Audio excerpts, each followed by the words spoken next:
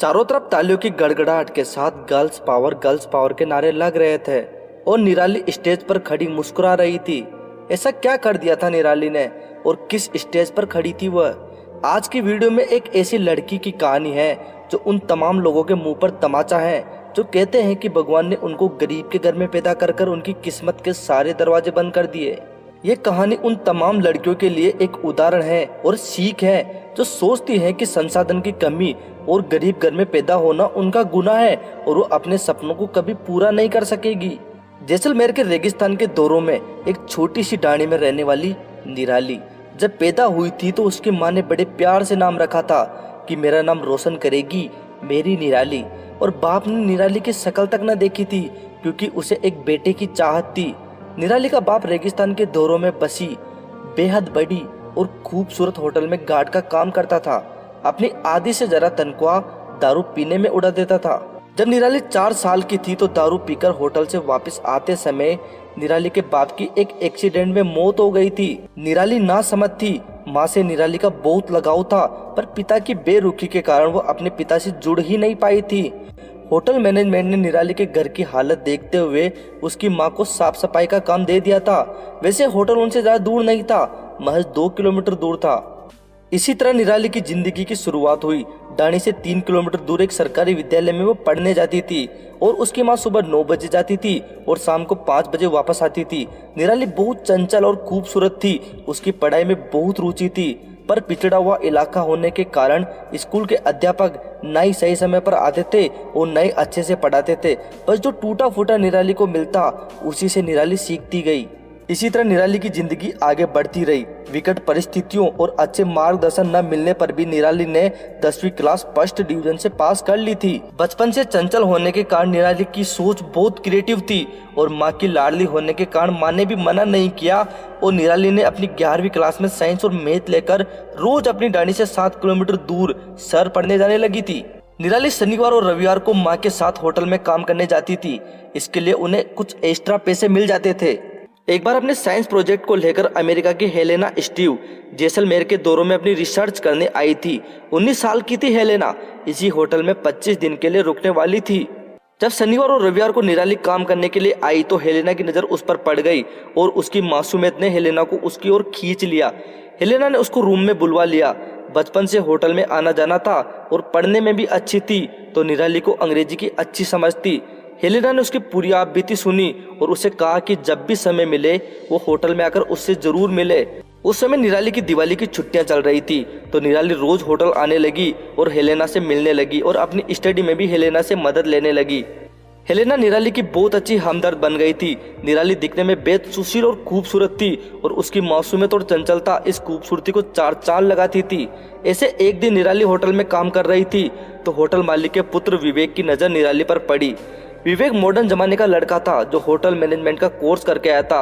हर चीज को पैसे से तोलने वाला और पिता की राजनीतिक और बिजनेस पावर का उसे बहुत अभिमान था। निराली की मासूमियत उसके जहन में खटक गई थी। उन दिनों निराली रोजाना होटल आती थी तो विवेक भी होटल में रहने लगा। विवेक निराली को फंसाने के लिए उससे नजदीकियां बढ़ाने लगा।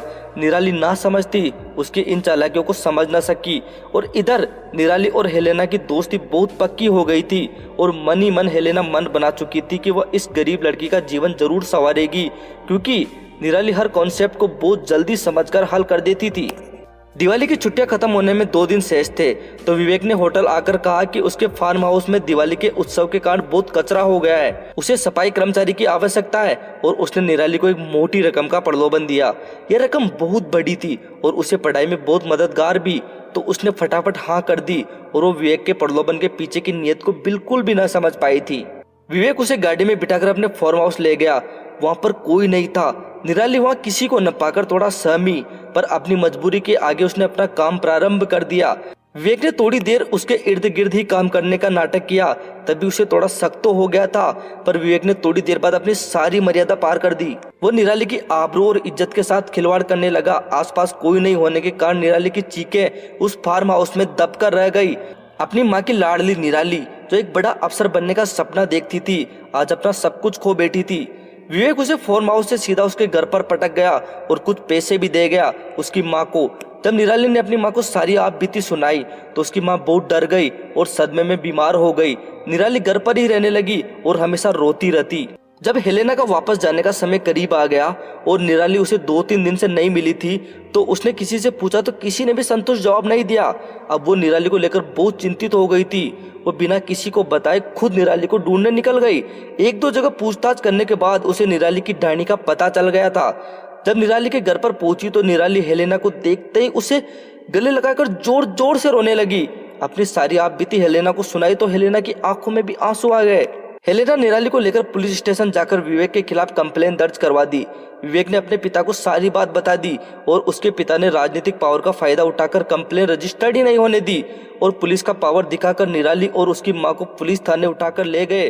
और अवसादग्रस्त उसकी मां पहले ही थी और बीमार भी, और ये सब कुछ सहन नहीं कर सकी और निराली की मां की सांसें थम गई। यह विवेक को अच्छा मौका मिल गया था। उसने निराली की मां का अंतिम संस्कार अपने कर्मचारियों द्वारा निराली के हाथों करवा दिया।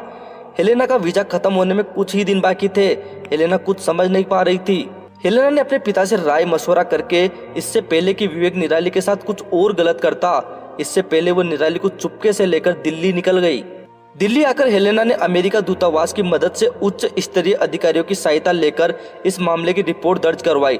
उच्च स्तरीय अधिकारियों के निर्देश पर जिस पुलिस स्टेशन के कर्मचारियों द्वारा निराली और उसकी मां के साथ दुर्व्यवहार किया गया था, उन सबको सस्पेंड करवाकर एक नई उच्च स्तरीय जांच कमेटी बैठाई और विवेक को निराली की असमत लूटने के आरोप में गिरफ्तार किया गया और उसके पिता को साक्ष्य मिटाने के आरोप में। अब मामला बहुत उच्च स्तर पर पहुंच चुका था तो विवेक के पिता का राजनीतिक प्रेशर काम नहीं कर पाया। हेलेना ने अपना वीजा खत्म होने से पहले निराली का एडमिशन वापस 11वीं क्लास में दिल्ली के एक अच्छे स्कूल में करवा दिया था और एक हॉस्टल में निराली के रुकने की व्यवस्था करवा दी थी। हेलेना ने निराली के लिए अपने पापा की मदद से 12वीं तक की उसकी फाइनेंशियल व्यवस्था करवा दी थी और एक वादा करके गई थी कि अगर वो अच्छे अंक लाएगी तो वापस जरूर आएगी, और हेलेना वापस अपने देश चली गई थी। मामला बहुत हाई प्रोफाइल हो जाने के कारण 3 महीने बाद ही विवेक को आजीवन कारावास और उसके पिता को 7 साल की कठोर कारावास की सजा सुना दी गई थी। अब निराली के पास एक लक्ष्य था, उसकी मां के सपनों को पूरा करने का उसके पास एक मौका था। निराली ने मन लगाकर मेहनत करके 12वीं क्लास में 90+ स्कोर किया और साइंस में 100 में से 100 अंक का स्कोर किया। उसके रिजल्ट के कुछ दिन बाद ही हेलेना वापस इंडिया आ गई थी। जैसा कि उसने पहले ही मन में सोच रखा था, वो निराली को सरप्राइज देना चाहती थी। हेलेना चाहती थी कि वो निराली को आगे की पढ़ाई करने के लिए अमेरिका ले जाए। निराली ये जानकर बहुत खुश हुई और अपनी धरती छोड़ने का उसे दुख भी था, लेकिन हेलेना उसकी वीजा की प्रोसेस डालकर वापस अमेरिका चली गई। 3 महीने के इंतजार के बाद निराली का वीजा तैयार था। उसकी सारी टिकट हेलेना ने अमेरिका में बैठकर ही कर दी थी। अब निराली अमेरिका में अपनी मां के सपनों को पंख देने के लिए निकल चुकी थी। आज निराली जिस स्टेज पर खड़ी थी उसके लिए सभी तालियां बजा रहे थे। वो अमेरिका के प्रसिद्ध कॉलेज का था और साइंटिस्ट ग्रुप ऑफ इंडिया को वो रिप्रेजेंट कर रही थी। उसकी आत्मकथा सुनकर और उसकी बहादुरी का किस्सा सुनकर पूरा सदन तालियों की गड़गड़ाहट से गूंज उठा था। ये थी निराली के जीवन की कथा। निराली ने एक ऐसा सफर तय किया जो अविश्वसनीय लगता है। कहानी अच्छी लगी हो तो इस कहानी को शेयर जरूर कीजिए।